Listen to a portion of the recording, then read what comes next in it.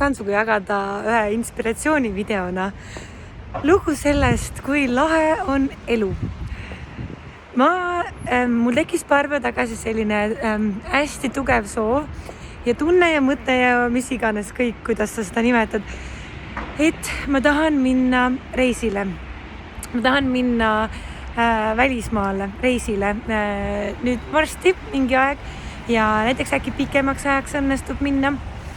Ja siis, kui ma tegelen selle siukse visualiseerimise ja unistamise ja kõige sellega, siis ma olengi nüüd viimastel päevadel hoidnud ennast selle reisilainel ja mõttes siis hakkasin, mõte siis jooksis sinna erinevatesse, et kuidas ma olen seal, ma olen nagu pojaga seal ja siis mõtlesin, et et tulen natuke veel nagu sammud tagasi, et siis kujutasin ette, kuidas me oleme lennukis ja mis ma teen taga seal lennukis ja siis kujutasin ette, kuidas ma kohvrit pakin ja mis ma kaasa võtan, mis ma talle võtan kaasa, mis ma endale võtan kaasa.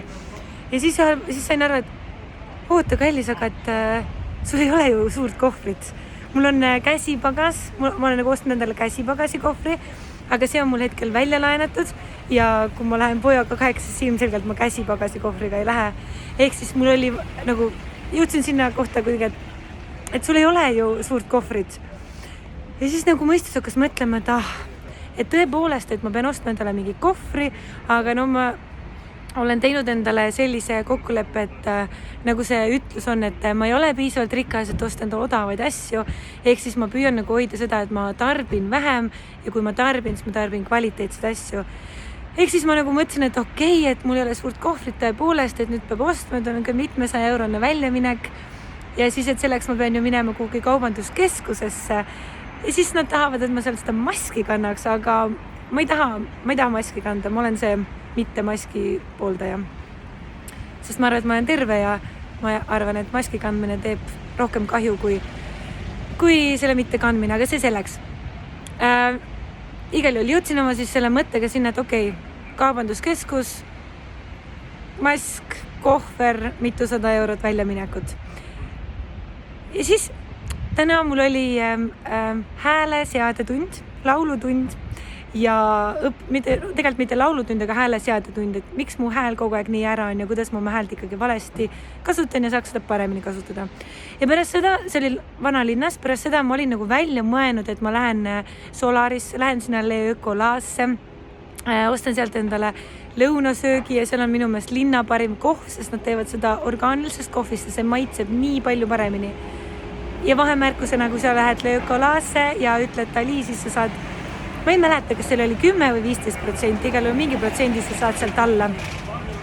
Ma olin välja mõelnud, et ma lähen sinna Le Ökolaasse ja pärast seda lähen ühte teise kohvikusse, kus ma siis istun pikemalt maha ja hakkan tegema tööd. Ja siis ma nagu seisan seal vanalinnas ja hakkan juba nagu kõndima sinna Solarisse poole ja ei saa, jalad ei lähe, jään seisma. Ma ütlen, okei, kas ma ei lähe, nagu küsin oma kõrgemalt minalt, et kas ma ei lähe praegult Solarisse? Vastus on, et ei. Siis mingi, et okei, aga ma olin täiega välja mõelda, et ma nagu söön seal on ja siis mingi, et okei, aga kus ma siis lähen? Keera vasakule. Mingi, et okei, mis iganes, ma siis keeran vasakule. Keerasin vasakule, kõndisin 2 sammu, siis vaatasin, okei, esiteks seal oli üks pood, mida ma täiega otsisin, et kust ma saaks vanalinnast osta teletorni. Ei, mitte teletorni, vaid et kust ma saaks osta seda tuletorni või seda majakat. Siis ma tahtsin kohe endale majakat osta. Ja siis seal, ma poleks seda kunagi ise osanud otsida sealt, aga kuna mu jalad ütlesid, et mine vasakule, siis seal oli suur pood, kus oli hästi palju erinevat tuletorne. Väga tore. Siis mõtlesin, et okei, et äkki ma nüüd lähen Solarisse. Vastus oli, ei, mine edasi, kõnni edasi. Ja siis ma lihtsalt kõndisin edasi ja siis ma käisin hoopis Tšakras söömas ja see oli väga tore, ja siis ma mõtlesin, et okei, et nagu midagi erilist seal ei juhtunud, et võib-olla ma lihtsalt pidin sööma, ma ei tea, sooja toitu selle mingi külma pokepouli asemel näiteks. Ja siis kõndisin siis edasi ja mõtlesin, et okei, mul oli kokku lepitud Worklandis proovipäev, et ma proovin seal siin vanalinna Worklandis tööd teha. Ja siis, kui ma sinna kõnnin, siis kõnnin, on ju. Ja siis järsku vaatan vasakule. Seal on suurte kohvripood, mingi reisi asjade pood, aga põhimõtteliselt nagu kohvreid on seal. Kohvripood ja suur silt, lõpumüük, kõik kohvrid -50%. Ja siis ma lihtsalt nagu seisin seal ja mõtlesin, et kui äge see elu on. Ma lihtsalt nii armastan elu. Loomulikult ma astusin sisse. Loomulikult ma valisin endale sealt ühe ägeda, väga suure, väga kvaliteetse kohvri välja. Loomulikult ma ei pidanud maski kandma, ma ei pidanud keskusesse minema. Ja tänu 50% selle soodustusele ma sain selle kohvri nii hea hinnaga. Ja et see ei oleks veel kõik, ma sain sealt ka mingisuguse mängu, mingi 3 või 4 mängu ühes, mida mängida lapsega lennukis. Nii et ja siis kõndisin edasi, jätsin selle kohvri praegu sinna, ütlesin, et ma homme lähen järgi, kui mul mingi autoga organiseerin, et saaks paremini lähemale.